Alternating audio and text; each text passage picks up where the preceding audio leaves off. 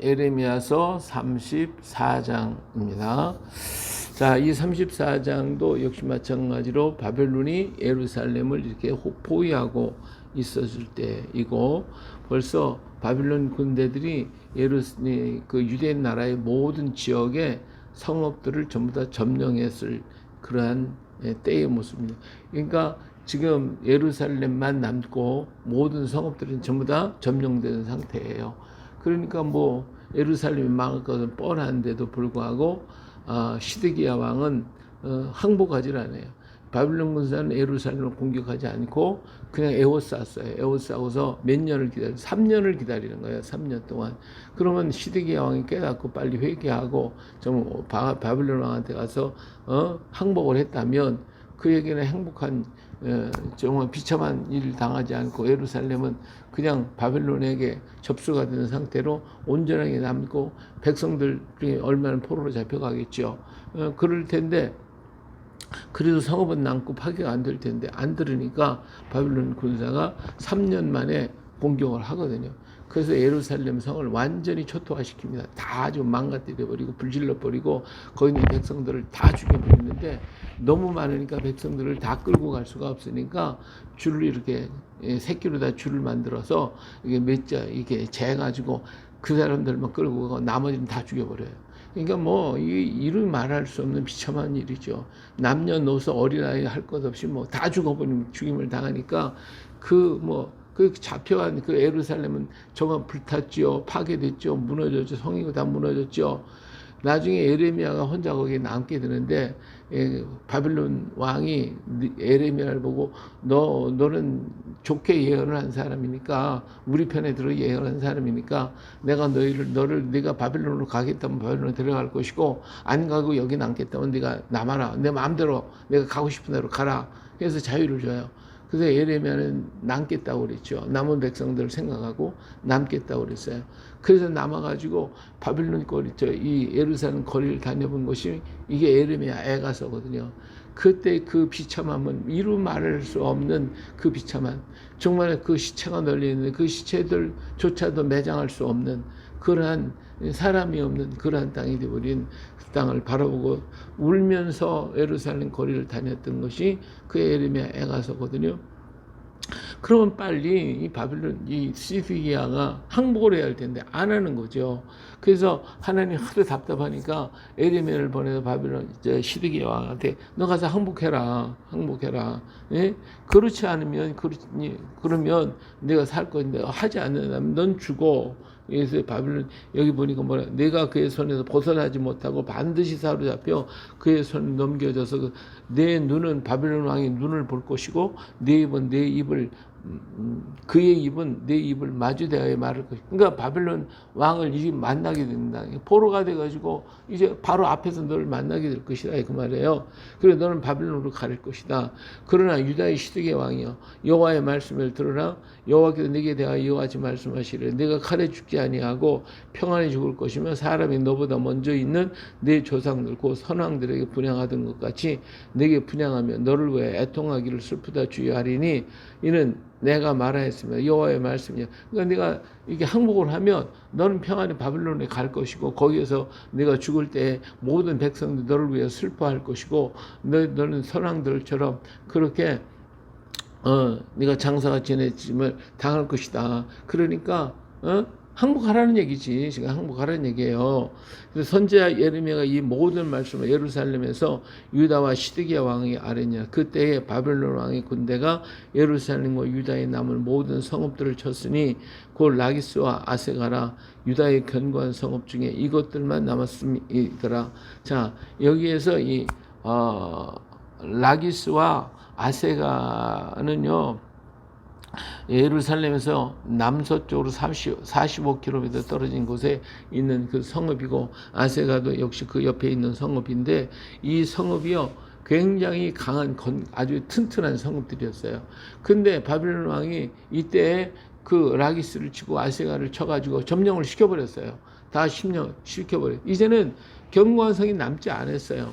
이때는 그래도 바빌론의 군대가 시스기야 9년에 이렇게 했는데 아마 바로 직전인 것 같아요. 그러니까 예레미야 33장에는 바벨론 시드기야 왕 10년이니까 포로된 지가 벌써 2년째 들어가는 해였고, 그 다음에 이 사건은 그 이전인 것 같아요. 그 이전에 일어난 사건인데, 이러한 일들을 보니까 빨리 항복을 하면 당신은 바빌론에 끌려가지만 거기서 평안히 죽을 것이고 칼에 죽지 않을 것이니까 빨리 항복하라 하는 의미로 지금 얘기를 해주고 있는 거예요.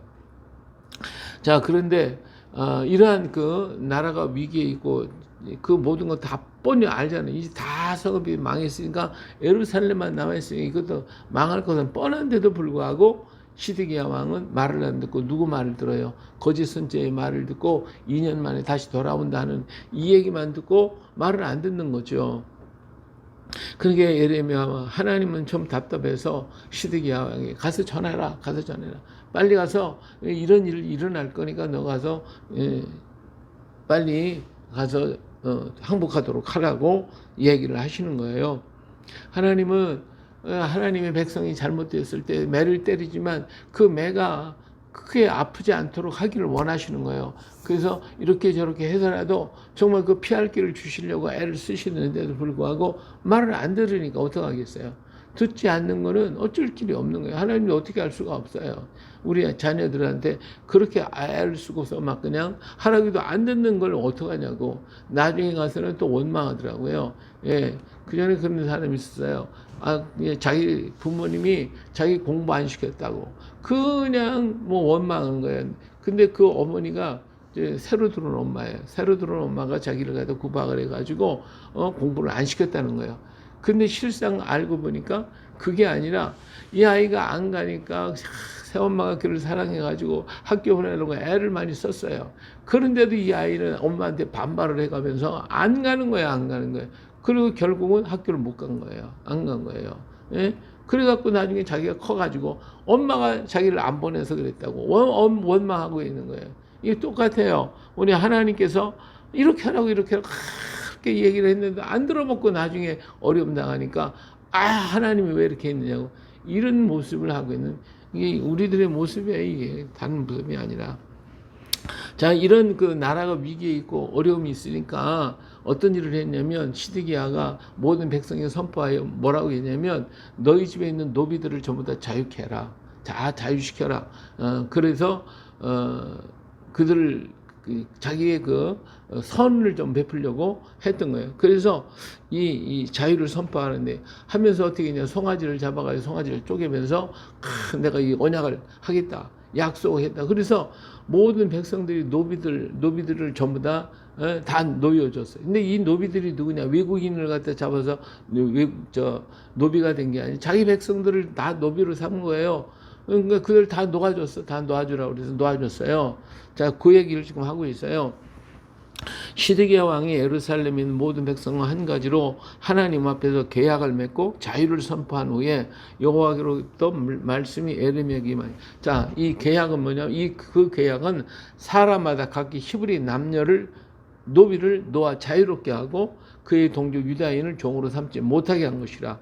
그러니까 지금 자기 동족들을 갖다 노비로 삼았거든요. 근데 이걸 다 자유케 만들어요. 근데 하나님의 말씀에 자기 동족 노비로 삼지 말라 그랬고, 만일 삼았다 그러면 7년 만에 돌아가게 다 만들었어요. 다 돌아가라고 하게 했어요. 그런데 그 일을 안 하고 있거든요. 그러니까 시드기야 왕이 이것은 잘못된 거니까 이거 다 놓아라. 이거 계약을 맺을 때는 송아지를 잡아서 반을 갈라놓고 그 사이를 지나가는 거거든요. 그래서 이런 계약을 다 맺었어요. 그래서 이 계약에 가담한 고관들과 모든 백성이 각기 노비를 자유롭게 하고 다시는 종류를 삼지 말라 함을 듣고 순복하고 놓았어요. 다 놓았어요. 예, 그런데 후에 그들의 뜻이 변하여 자유를 주었던 노비를 끌어다가 복종시켜 다시 노비를 삼았다. 예, 자유를 줬는데 계약을 했으면 그대로 지켜야 할 거 아니야. 근데 그 계약을 패뜨리고 다시 종으로 삼아버렸다 이거예요. 자, 이게 문제가 되는 거예요. 자, 그러므로 여호와의 말씀이 여호와께로부터 예레미야에게 임하여 이르니라. 이스라엘 하나님 여호와께서 이와 같이 말씀하시되 내가 너희 선조를 애굽 땅 종되었던 집에서 인도하여 낼 때 그들과 언약을 맺으며 이르기를 너희 형제 히브리 사람이 내게 팔려왔거든 너는 7년 되는 해에 그를 놓아줄 것이니라. 그가 6년 동안 너를 섬겼은즉 그를 놓아 자유롭게 할지니라 하였으나 너희 손조가 내게 순종하지 아니하면 귀를 기울이지도 아니하였느니라. 그러나 너희는 이제 돌이켜 내 눈앞에 바른 일을 행하여 각기 이웃에게 자유를 선포하되 내 이름으로 일컬음을 받는 집에서 내 앞에서 계약을 맺었거늘. 자, 이제 시드기와 같이 이제 계약을 맺었잖아요. 너희가 돌이켜 내 이름을 더럽히고 각기 놓아 그들의 마음대로 자유롭게 하였던 노비를 끌어다가 다시 너희에게 복종시켜 너희 노비로 삼았도다. 자, 이렇게 못된 짓을 한 거예요. 지금까지 조상들이 하나님 말씀이 히브리 노예를 삼지 마라, 유대인을 같은 동족을 노비로 삼지 말아라. 그래서 삼게 된 경우에는 7년 동안은 이제 6년 동안 너희가 노비로 삼고 7년째 되는 해에는 놓아 보내주라는 거예요. 6년 섬겼으니까 다 됐다 이거죠. 그냥 놓아줘라 이렇게 얘기를 했는데 안 하는 거예요, 조상들이. 근데 이제 시드기야 왕이 나라가 위기에 있으니까 좀 선을 베풀려고 그렇게 놓아주라고 얘기를 했어요. 그래서 계약을 맺었단 말이에요. 이 계약을 맺은 건 여기 이제 16장 18절에 가서 34장 18절 말씀. 송아지를 둘러 쪼개 그 두 조각 사이를 지나매 내 앞에 언약을 맺었으나 그 말을 실행하지 아니하고 내 계약을 어긴 그들. 그잖아요. 송아지를 쪼개 가지고 그 사이를 지나면 계약을 맺었어요. 이건 분명한 계약이에요. 그런 그 계약을 맺었는데 그래 놓고서는 얼마 있다가 다시 그냥 그 종들을 붙잡아다가 종을 또 삼았단 말이에요. 이게 하나님 앞에서 계약 맺고 하나님 이름으로다 계약 맺고 했으니 이게 하나님 이름을 모독한 결과요. 말씀을 어긋나게 한 거예요. 율법을 어겼다 이 말이에요. 그러니까 하나님께서 여기에 대해서 노를 바라시는 것이죠. 예. 그러므로 여호와께서 이와 같이 말씀하시는 너희가 나에게 순종하지 아니하고 각기 형제와 이웃에게 자유를 선포한 것을 실행하지 아니하였은즉 내가 너희를 대적하여 칼과 전염병과 기근에게 자유를 주리라. 그러니까 칼과 전염병과 기근에게 자유를 주리라. 이 칼과 기근과 전염병이 온다 그 말이죠. 자, 여호와의 말씀이니라. 내가 너희를 세계 여러 나라 가운데 흩어지게 할 것이. 그러잖아요. 여기 송아지를 둘러 쪼개 그 도조각 사이를 지나매 내 앞에 언약을 맺었으나 그 말을 실행하지 아니하고 내 계약을 어긴 그들을 그 송아지 두 쪽 사이로 지난 유다 고관들과 예루살렘 고관들과 내시들과 제사장들과 이 땅의 모든 백성을 내가 그들의 원수의 손과 그들의 생명을 찾는 자의 손에 넘기리니 그들의 시체가 공중의 새와 땅의 짐승의 먹이가 될 것이며. 그랬잖아요. 또 내가 유다의 시드기야 왕과 그의 고관들을 그의 원수의 손과 그의 생명을 찾는 자의 손과 너에게서 떠나간 바빌론 왕의 군대에게 손에 넘기리라. 이거 망한다 이거지. 너희들이 악을 행하니까 망할 수밖에 없다. 망한다 이거예요. 망한다 이거예요. 이렇게 분명하게 얘기를 했어요. 여기 보니까 송아지를 쪼갰잖아요. 그 사이 왕만 지나간 게 아니잖아요. 그렇죠? 예, 19절에 보니까 거기에 유다의 고관들, 예루살렘 고관들, 내시들, 제사장들, 그 땅의 모든 백성들이 그 앞으로 지나갔어요. 이 계약의 얘기는 뭐냐면 이 계약을 맺을 때 송아지를 잡아 반을 잘라요. 잘라서 영적 벌어놓고 그 사이를 계약 맺은 사람이 지나가는 거거든요. 그 계약을 맺어서 지나가는 이유가 뭐냐면 만약에 이 계약을 어긴다고 하면 내 몸을 이렇게 둘러 쪼갠다는 얘기예요. 예? 쪼갠다는 거예요. 그러니까 하나님이 아브라함과 언약을 맺을 때에도 그랬어요. 아브라함이 모든 짐승들 잡아다가 반을 쪼갰잖아요. 그랬는데 비둘기는 쪼개질 않았지. 그런데 밤에 환상 가운데 보니까 불이 그 쪼갠 사이로 지나가잖아요. 예, 지나가요. 이것은 하나님이 아브라함과 언약할 때 아브라함은 안 지나갔어. 그런데 하나님은 그 사이를 지나간 거예요. 이 얘기를 뭐냐면 아브라함은 자기가 뭐 지키든 말든 그 뭐 상관이 없게 됐지만 하나님은 그 사이를 지나갔다는 것은 하나님은 반드시 그 언약을 지키신다는 거예요. 만약에 하나님이 이 언약을 안 지키면 하나님은 몸을 반으로 쪼개임을 당하는 거예요. 이게 얼마나 기가 막힌 거죠. 그리고 같이 여기도 지금 예레미야 시대 시드기야 왕과 모든 고관들이 그 송아지를 잡아서 쪼개가지고 그 사이를 지나갔다는 것은 이 계약을 어기면 내 몸을 쪼개버리겠다는 얘기거든요. 그러니까 이 계약은 어기면 안 돼. 어기면 죽어요. 그러니까 너희들이 말한 그대로 너희가 어겼으니까 너희가 죽는다는 거지. 바빌론에 의해서 너희는 다 죽음을 당할 것이다. 한 말을 지금 하고 있는 거예요. 자, 여호와의 말씀이니라. 보라, 내가 그들에게 명령한 이 성읍을 다시 오게 하리니 그들이 이 성읍을 쳐서 빼앗아 불사를 것이라. 내가 유다 성읍들을 주민이 없어 처참한 황무지가 되게 하리라. 예, 완전히 그냥 처참한 황무지가 되게 만들 것이다. 하나님의 말씀 하나하나 뭐 다 안 들어먹고 한번 해보려고 했던 것도 안 들어먹는 이들을 그 말씀대로, 하나님 말씀대로 이렇게 망하게 만들 것이다. 이렇게 하나님께서 지금 말씀하는 거예요. 자, 우리나라에서도 6.25 임진왜란이 일어났어요. 임진왜란이 일어나가지고 우리 군사들이 뭐 아예 싸울 생각도 못하고 4월달 1592년 4월달에 일본 군대가 쳐들어왔어요. 자, 부산을 쳐가서 부산항을 점령하고 난 다음에 그냥 무작정 올라가는 거예요. 그래서 4월달에 공격에 6월달 2개월 만에 평양까지 올라갔어요. 그게 무슨 싸웠어요? 그냥 올라간 거예요. 그냥 올라가요. 막 싸웠어요. 그런데 이때 일어난 사람들이 그냥 의병들이 일어났어요. 그것이 그냥 초원에서 모든 의병들이 꽃갱이 들고 낫 들고 대나무 창 들고 일어난 게 의병이에요. 의병들이 일어나가지고 일본 군사들을 가서 고립을 시키고 못 들어가게 막 그러니까 이런 광경을 보니까 그 당시 성조가 뭐라고 얘기를 했냐면 모든 종들, 우리나라에도 그냥 우리 민족들을 종으로 엄청나게 삼았어요. 이 종 다 노비 삼고 다 노예 삼아서 종 문서를 해나가지고 평생 거기서 살게 만들었고 자식들 낳아도 자식도 종이 돼버렸으니까 이런 이 비극적인 역사가 우리 조선시대에 일어났었단 말이에요. 그런데 선조가 뭐라고 했냐면 왜냐면 한 사람에도 죽인 노비는 다 자유케 만들어주겠다. 자유를 주겠다. 노비 문서에서 이렇게 제거하고 그를 평민으로 삼아주겠다. 이렇게 얘기하니까 전국에 있는 노비들이 다 일어났어요. 다 일어나니까 그 군수의 힘이 얼마나 크겠어요. 그래가 일본 군사들을 막 물리치고 난리가 났어요. 막 그냥 해가지고 그래서 의병들이 처처 일어나가지고 뭐 큰일을 해. 이 경사동뿐만 아니라 뭐 전국에서 의병들이 일어나고 일본과 싸우게 되니까 일본 군들은 저 평양까지 올라가서 고립이 돼버리고 만 거예요. 이렇게 어려움을 겪거든요. 그런데 무슨 일이 생기냐면 명나라 군사가 내려온단 말이에요. 내려와가지고서 그 이제 담판을 하게 되고 그리고 전쟁을 싸워가지고 명나라 군사들에게 일본 군사가 파해가. 근데 겨울에 그들이 그냥 이 밑에서는 전부 다 고립이 됐죠. 위에는 지금 명나라 군사가 쳐들어오죠. 겨울이 다가오니 겨울에 그냥 일본 사람들은 전부 다 얼어가지고 다 동사했죠. 동상 걸리죠. 전투 능력을 잃어가지고 그래서 그냥 후퇴를 하게 됐어요. 이러고 해서 이게 우리나라가 좀 더 회복이 되니까 명나라 군사에 의해서 회복이 되니까 나중에 선조가 뭐라냐 그 하인들 노예를 시켰던 거 다 없애버리겠다 했더니 이 제약을 갖다가 파기시켜 버렸어요. 없던 걸 한다 이렇게 버렸어요.